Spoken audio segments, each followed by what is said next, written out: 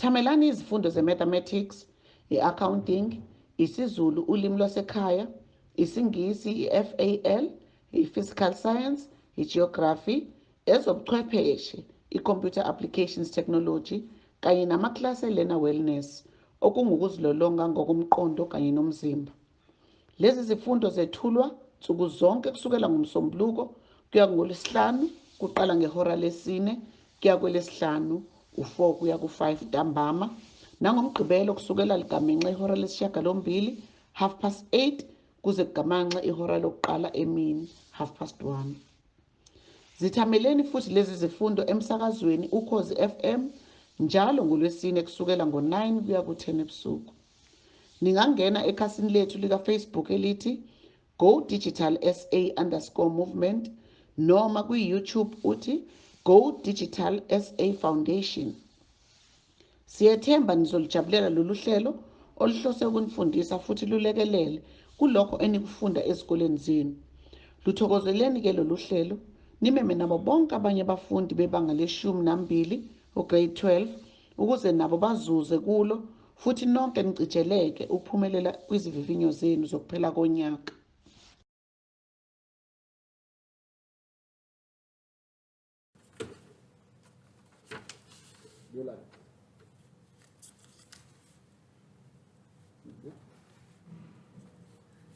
Sanibonani, igama lami u-Innocent wakwambayi, ufundisa eBrittonwood. Soba nani for physical sciences, namhlanje soba si revise upaper 1. Paper 1 physics le. Before uye ephepheni mfundi fanele ukwazi ama topics uzowafica khona lapha ephepheni. Structure sepaper lakho unama questions almost 10 fanele uwazi. Question 1 i multiple choice uzoyifica khona lapha. Then question 2 hamba nama Newton's laws. Question 3 i vertical projectile motion. Question 4 i momentum and impulse. Question 5 work energy and power.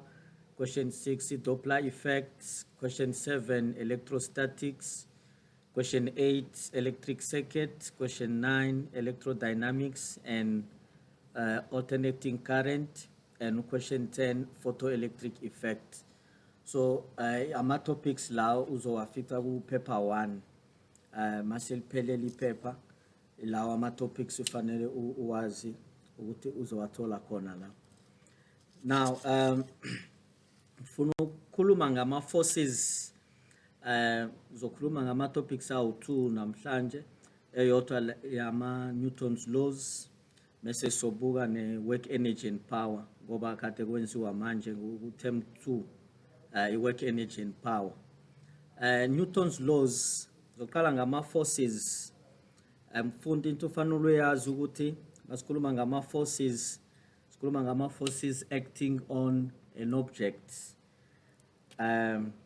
For example nebhokisi, mase sibuka ama forces azo acta kuleli bhokisi le.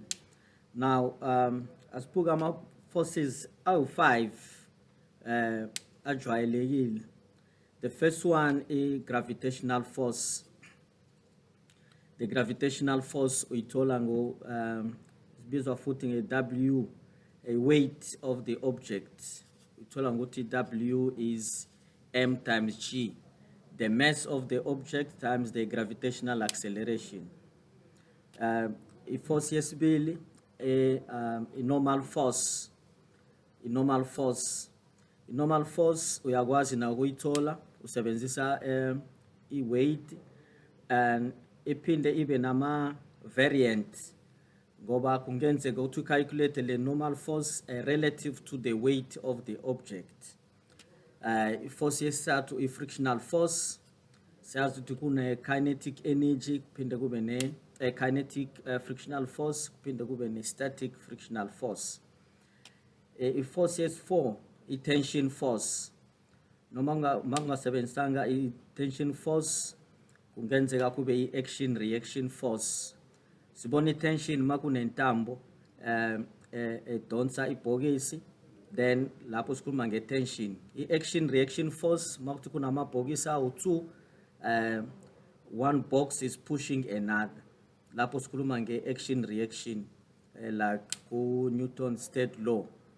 Then if force is 5, a force applied, the applied force.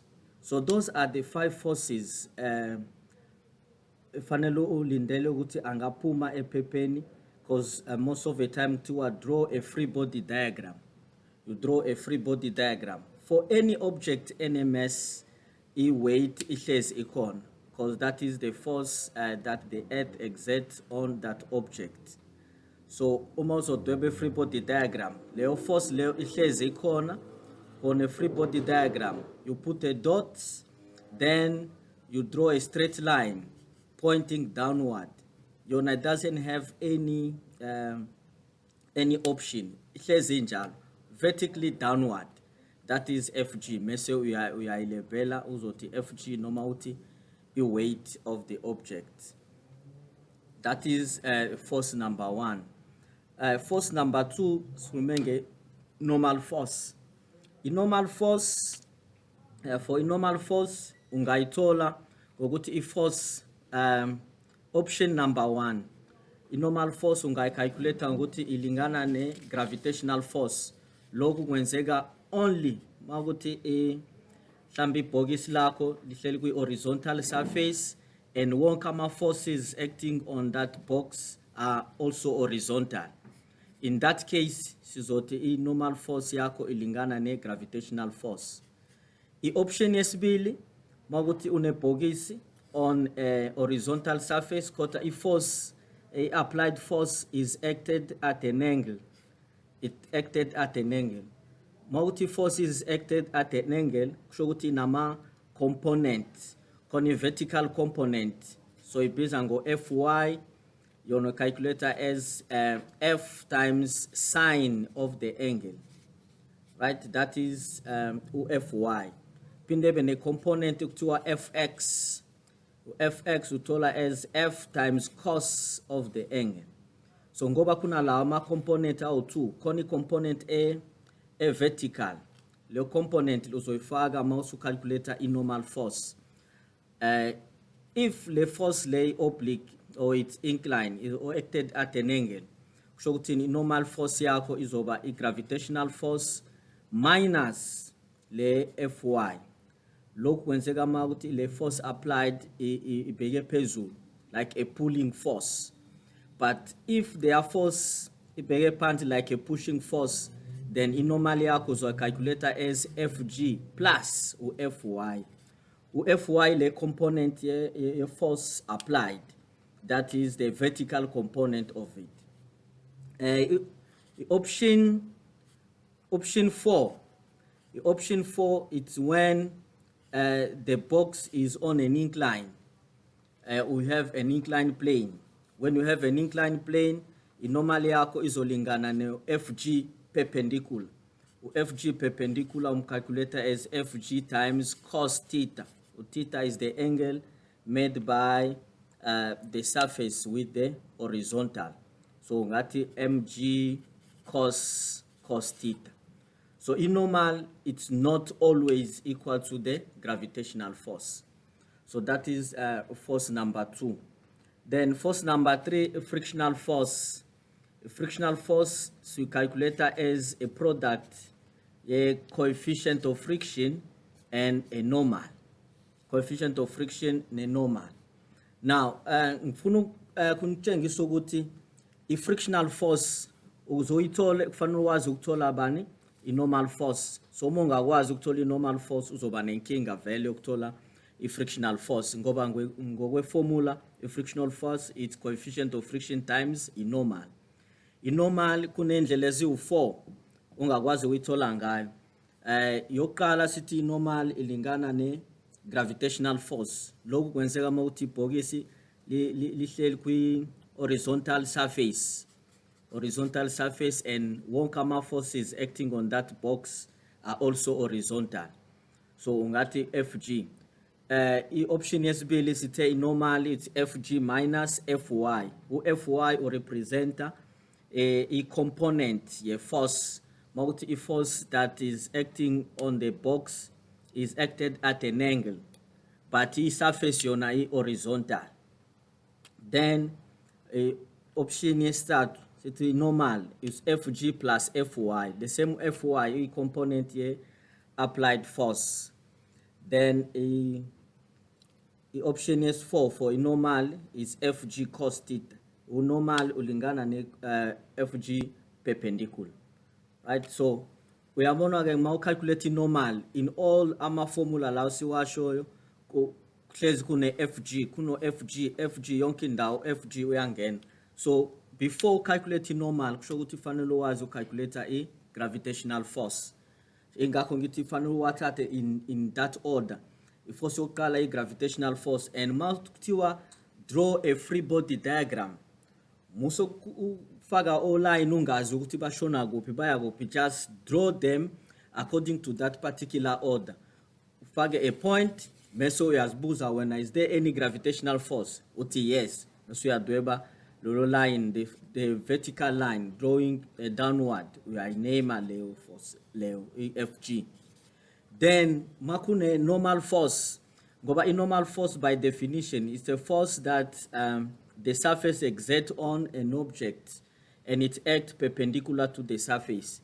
Kusho you'll have a normal force only if a object is on a surface. Makungekho surface asikhulumi nge normal force.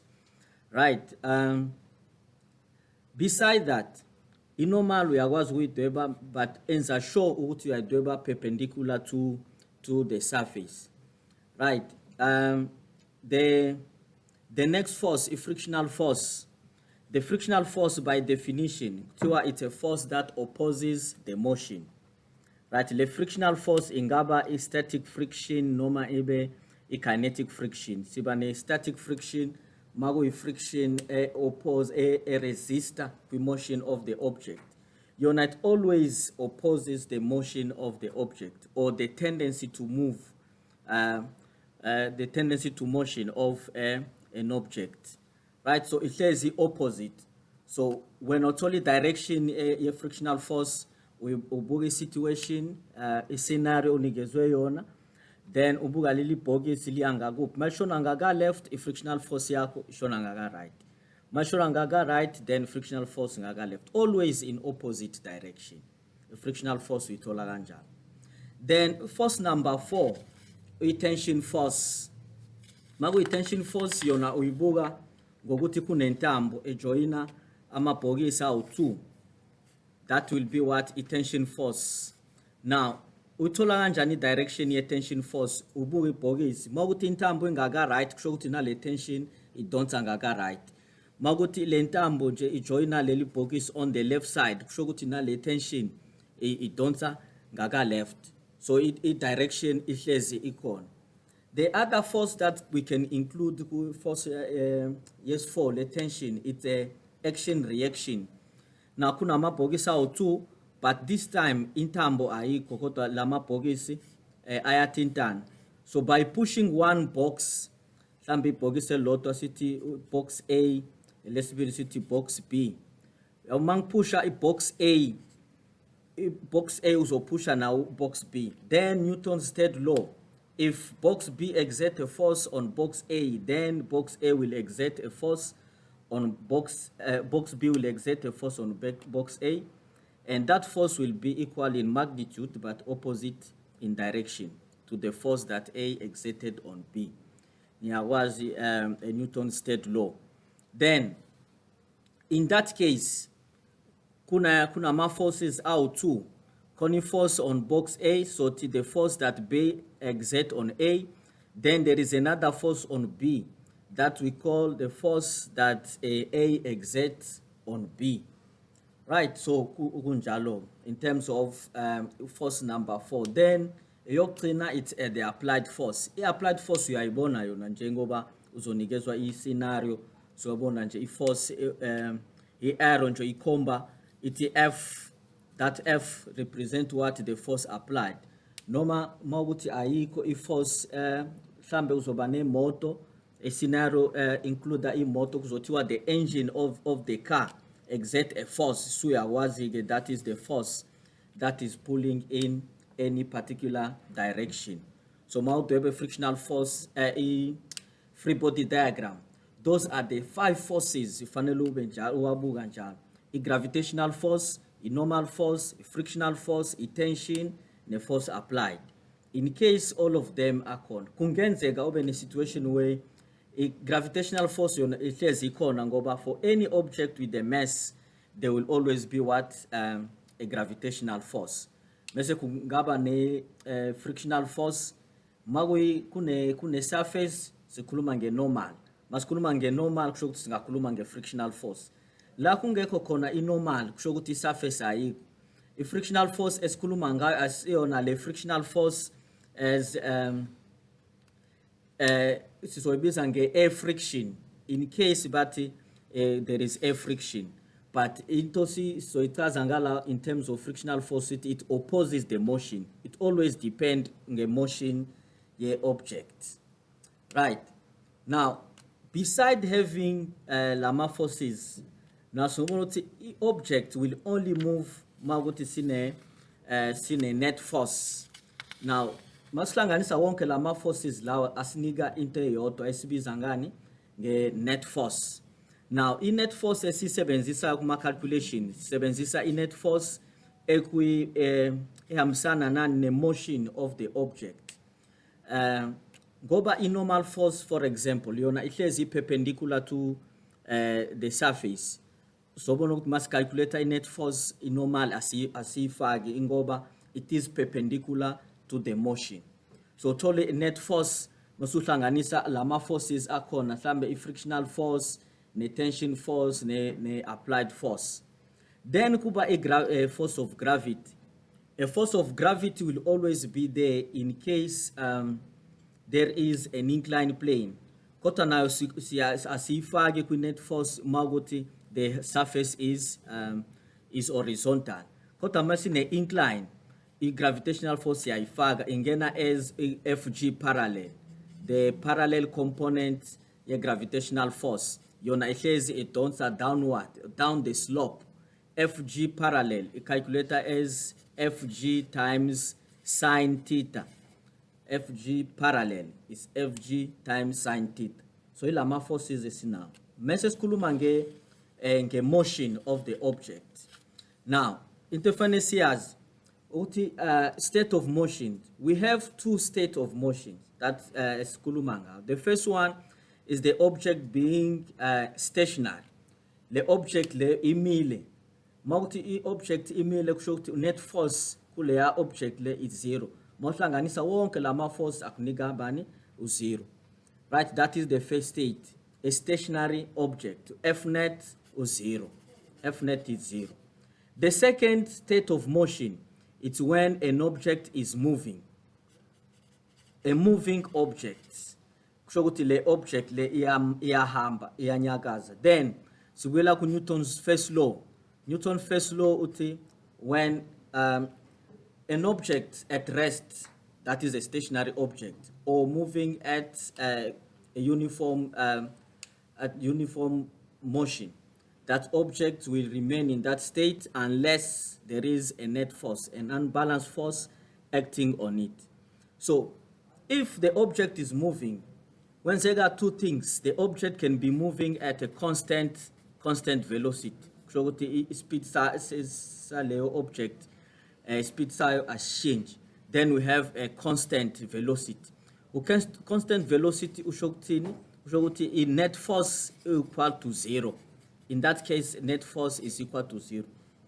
So cinema cases are 2 whereby net force will be 0. The first one is when the object is stationary. Net force is equal to 0. The second one is when the object is moving, it's moving at a constant velocity. Net force yakhona nayo 0. Then, if the object is moving and there is acceleration, there is a change in velocity. Because the first one is a constant velocity. Now, second a change in velocity. Makune change in velocity, lokhu kusho ukuthi net force yakhona is not equal to 0. Kusho ukuthi mohlanganisa ama forces then le object le still izohamba. Now when we have the net force that is not equal to 0, lokhu kusiyisa ku Newton's second law. Angisi first law sikhuluma nge stationary object noma nge object ehamba nge constant speed. So T1, in that case the net force is 0 and the object will remain in that state unless you apply a non-balanced force. Goba for the first scenario, meku stationary, no move and a constant velocity, ama forces are balanced. But if the forces are not balanced, kushokuthi velocity izoshintsha. Makuno kune change in velocity, sesikhuluma ngani nge acceleration. The acceleration by definition is the rate of change of velocity. Uthatha final velocity minus initial velocity over delta t, that is the time, that is the right acceleration injal. Now the formula A is equal to Vf minus Vi over delta t, that gives you what acceleration. So on a moving object kungenzeka kube a net force is 0, sikhuluma nge constant velocity, kusho ukuthi final velocity ne initial velocity bayafana. Then mawuthi kune change in velocity, final velocity no initial velocity abafani. That means there is a presence of a acceleration. Makune presence of acceleration, lokhu kusiyisa ku Newton's second law. Newton's second law states that if there is a net force that is exerted on the object, then the object will accelerate in the direction of that net force. And then that acceleration is directly proportional to the net force and inversely proportional to the mass of the object. Right, lokhu kunigezwe as F net is equal to M times A. Njenge formula uzoyithola lapho ku formula sheet izothi F net is equal to M times A. But Newton's second law kahle khuluma nge acceleration. So masenza acceleration ibe subject of the formula. So the F net acceleration is equal to F net over M. And that is the law that you have, Newton's second law. Acceleration directly proportional to the net force and inversely proportional to the mass. Right? So ama laws law fanesibe siwazi as for question 2. Right? Now, besides that, ngifuna sikhulume nge work energy and power. Ngoba lokhu ngisho ukuthi niyakwazi ukusebenzisa from grade 11. From grade 11 nafunda ama Newton's laws from term 1 kusho ukuthi na assesswa from term 1, term 2, term 3 ne final exam le concept eyodwa. Ka grade 12 same thing, term 1 bekufika futhi Newton's laws. So at the end of the year sifuna ukuthi nonke niphase le topic le ithiwa Newton's laws ngoba into kade nayenza. So you shouldn't be making ama mistakes every time. Right. Now the other topic engizokhuluma ngayo it's work energy and power. Ngoba nale topic ibenzima kancane but inkinga iqala ukuthi ama forces are understand. Right, the first one sokhuluma nge work done. Work done. Makuthiwa work done, umbuzo uzuthi work done by what? Usually masikhuluma work done. So to work done by what? Then this is a work done by what? By a force. City work done by a force. Now, sibuyela kuleli bhokisi lethu leli sithi nama forces awu 5 acta kuwona. Kusho ukuthi for each force makune gravitational force kusho ukuthi unga calculate work done by the gravitational force. Makune normal unga calculate work done by the normal. Makune frictional force unga calculate work done by the frictional force. Makune force applied unga calculate work done by this applied force. Makuna a tension force kusho ukuthi ungakwazi calculate work done by that tension force. So kahle mawukuthi wazi ukuhlanganisa wonke lama forces law and ama work done by each and every force ungathola into soyibiza ngani nge-net work done. Nge-net work done kusho ukuthi uzohlanganisa ama-work done by all the forces. So kungenze kube ne-work done by the net force, the normal force, i-work done by gravitational force, i-work done by frictional force, multi-corner, work done by tension force, or work done by the force applied. It always depends ukuthi ikhona yini leyo force leyo, ngoba siyakwazi manje ukudweba i-free body diagram. Siyazi ukuthi ama-forces siwabukayo awu-5. Stay gravitational force, i-normal, frictional force, i-tension, ne-applied force. So uma udweba i-free body diagram, kusho ukuthi kule topic nakhona fanele wazi ukudweba i-free body diagram. Lawo ma-forces lawo azokunika i-work done by each individual force. Mauti kune gravitational force, kusho ukuthi kune work done by the gravitational force. Ma kune frictional force, kune work done by a frictional force. Na i-work done yona si calculate kanjani. I-formula iti i-work done is just the force times delta x. Delta x is the distance, and then you have cos theta. Lo theta lo it's an angle that the force makes with what the motion or the displacement of the object. Kusho ukuthi makune work done kufanele ibhokisi lethu linyakaze lisuke from one point to another. There must be a displacement. If there is no displacement, then there is no work done. And the other thing, we are talking about a force.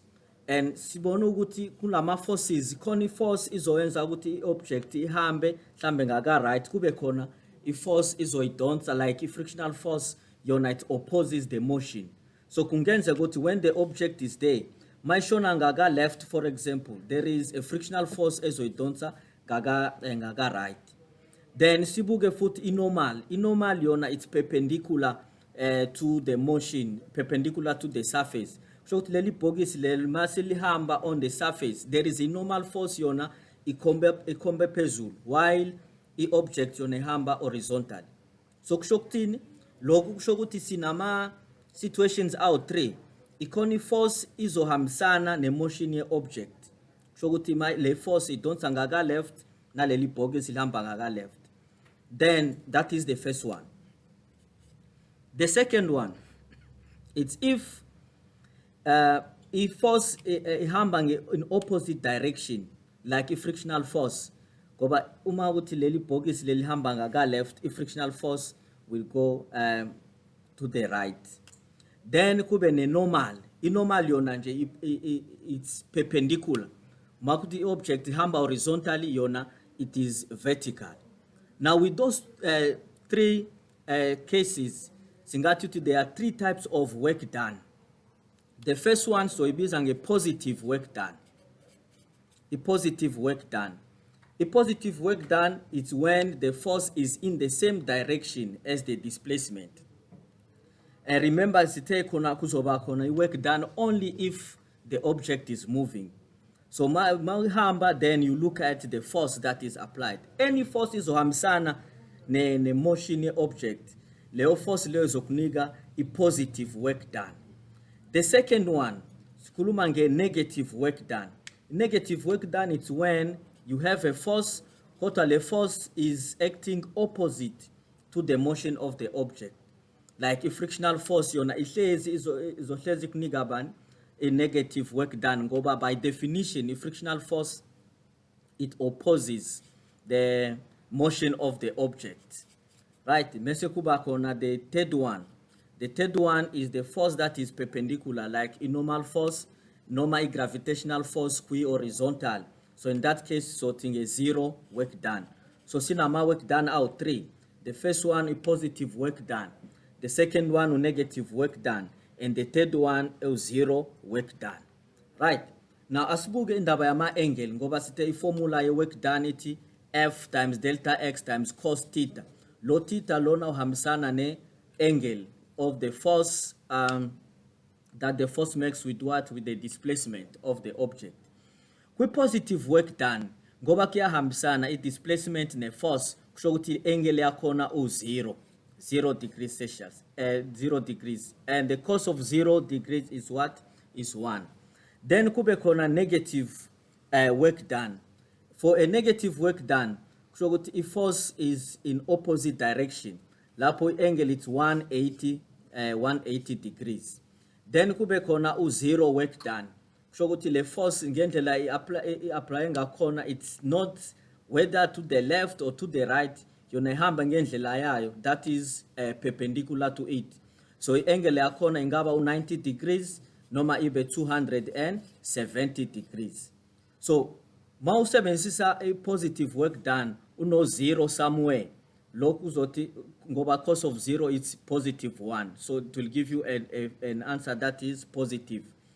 Magu negative, it means in opposite direction, right? A cos of 180 is negative 1, so leo answer yako izoba negative. Magu cos of 90 or cos of 270, from the formula, that will give you what? Will give you 0. So those are the work done that are available that we can talk about. Then siyasakhuluma nge-net work done. So I want to see the first net work done. Besihlanganisa ama work done by all the forces. Makuna ama forces awu-2. Kusho ukuthi net work done izohlanganisa i-work done ye-force yokuqala ne-work done ye-force yesibili. We just do the sum of it. Noma singakwazi ucalculate separately.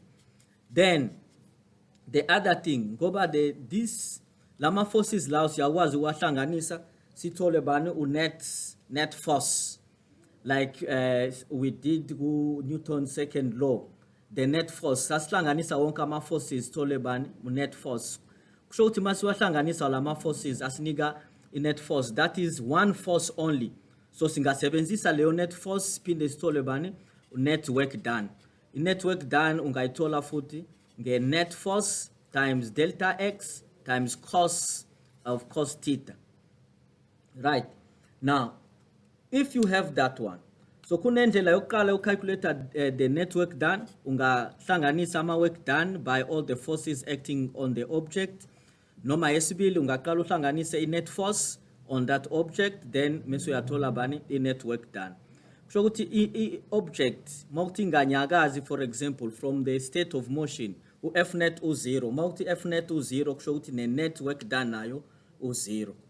Right, whether the object is moving or not moving. If it's moving at a constant speed, F net uzoba u-0. And siyazi ukuthi F net is the mass times acceleration. So mawukuthi F net u-0 kusho ukuthi ne-acceleration nayo u-0.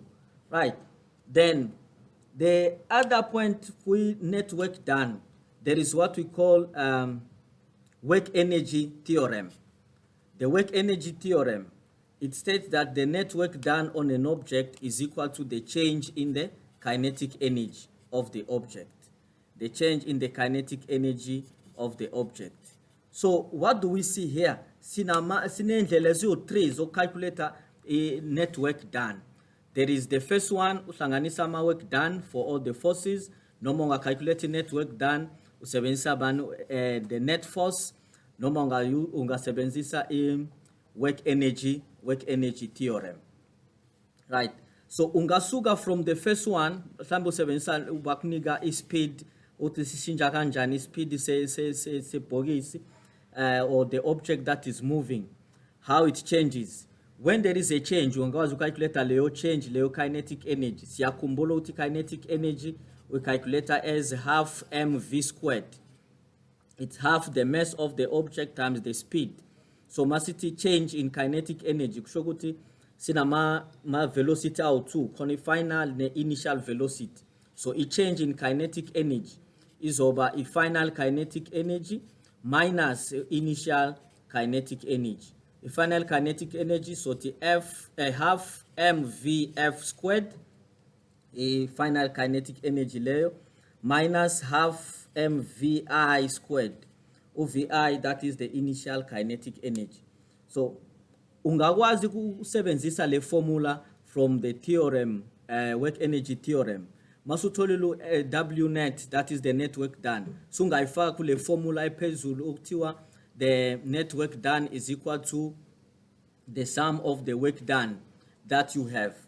Now, one more thing you need to know, once you calculate the net work done using work done of all the forces, it's like the work done by the normal. The work done by the normal it has 0 because the normal always act perpendicular to the surface. So that will also be a 0. Right. So those are the few things ifanele ukwazi uma udila nale topic in terms of work done.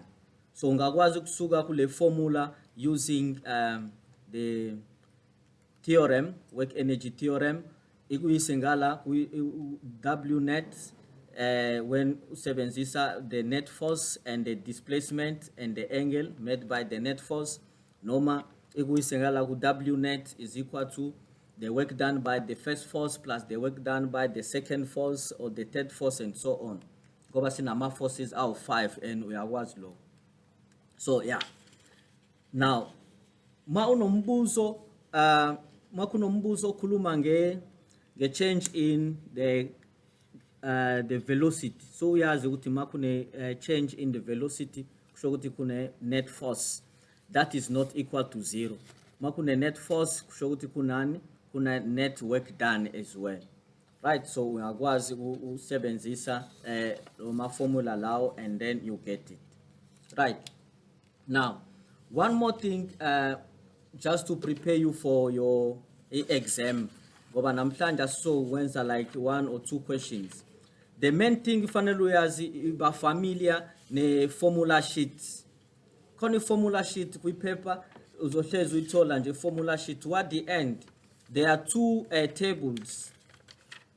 There are 2 tables. The first one it is physical constant, bakunika ma constant. Make sure to yawasebenzisa lawo ma constant la. Right? So don't assume ukuthi uyawazi. Don't go and memorize them. Those constant unikezwe wona, right? Then kone table 2. Table 2 is a table for ama formula. Now the way it is given, uzothola ukuthi bakunika as per concept or per topic. The first box ihamba nge-motion. Bakunika ama formula for emotion, or VF is equal to VI plus A delta T, equations of motion. And ufanele ube wazi njalo ukuthi this box ihamba na which question on the paper. Right? Njengoba ngithe ngaseqaleni ukuthi sinama topics out 10 noma questions out 10.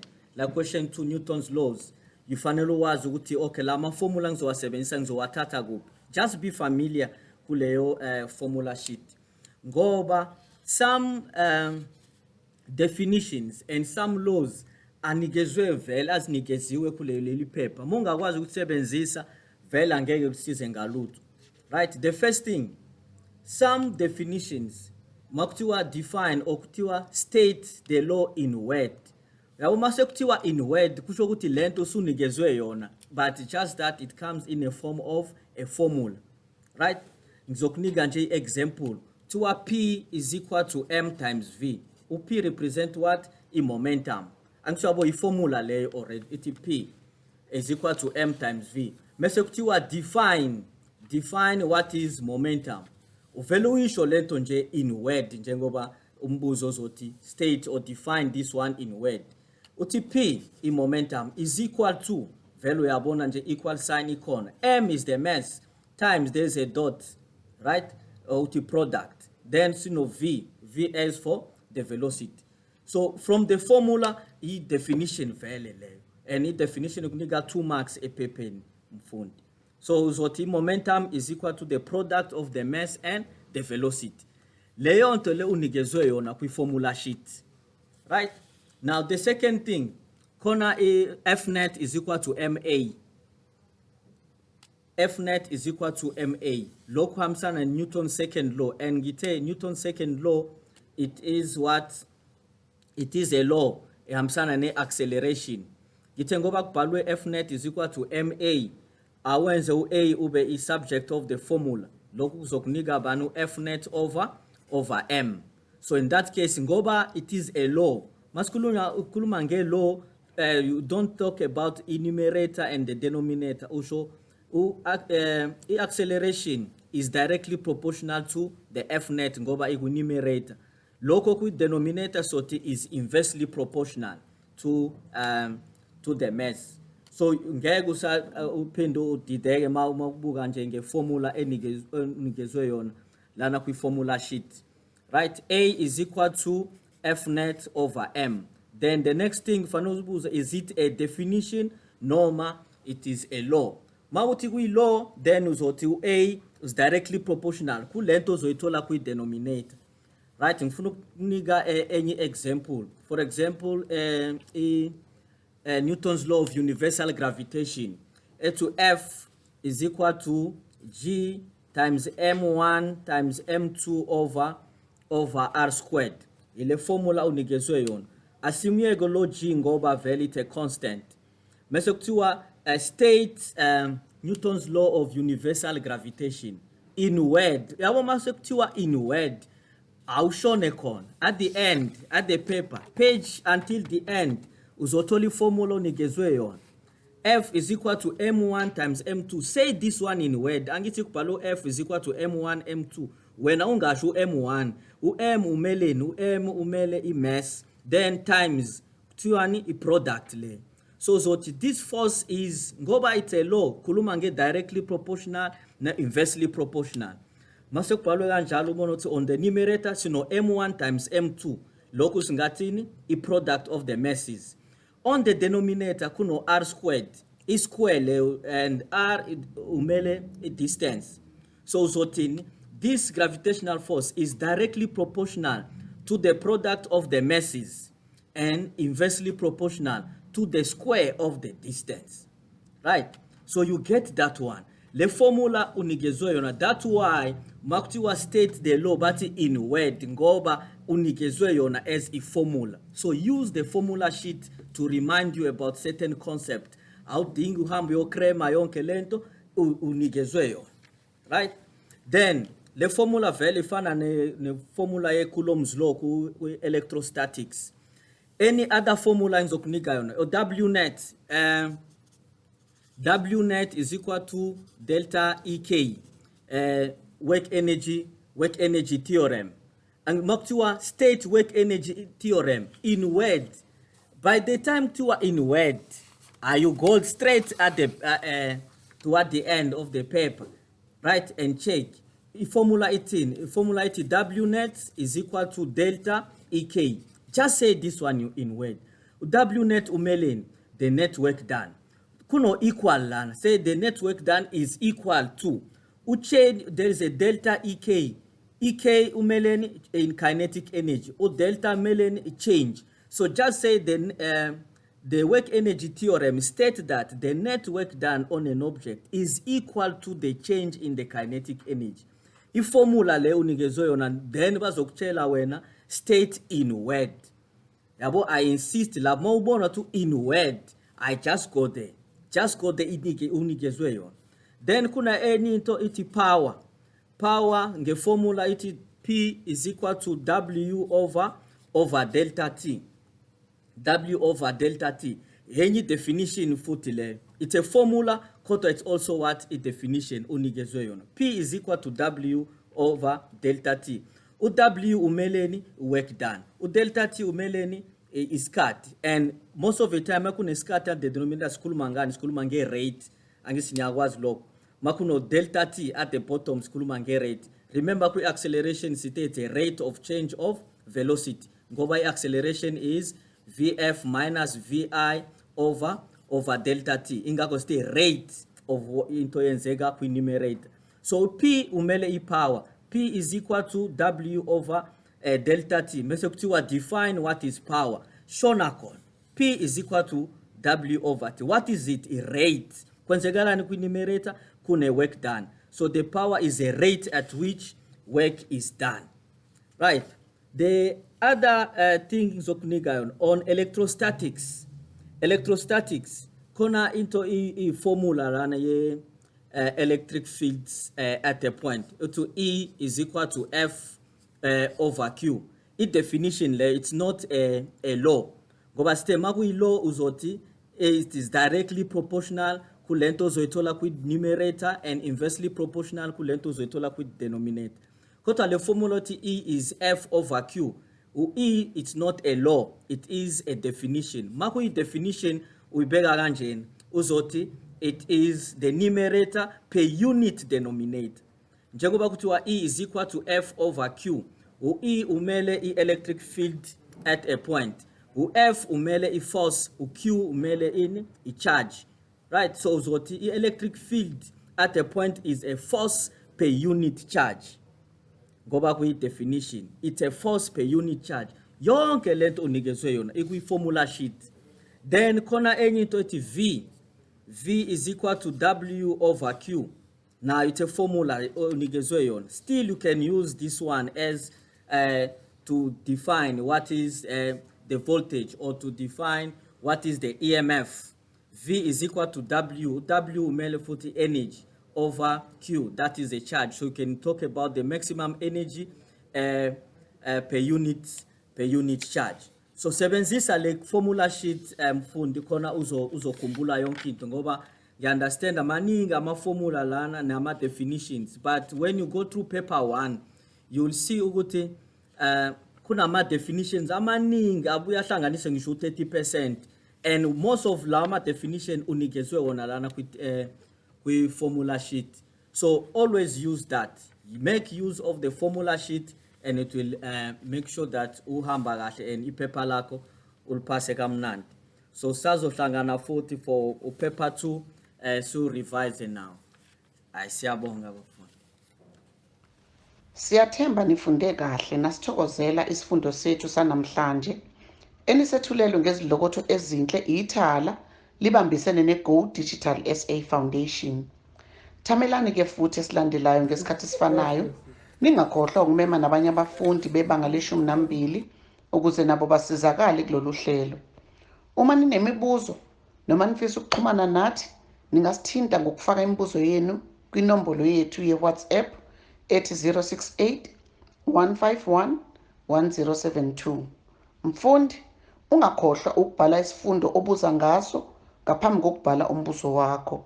Angiyiphinde inamba yethu 068 151 1072. Siyabonga.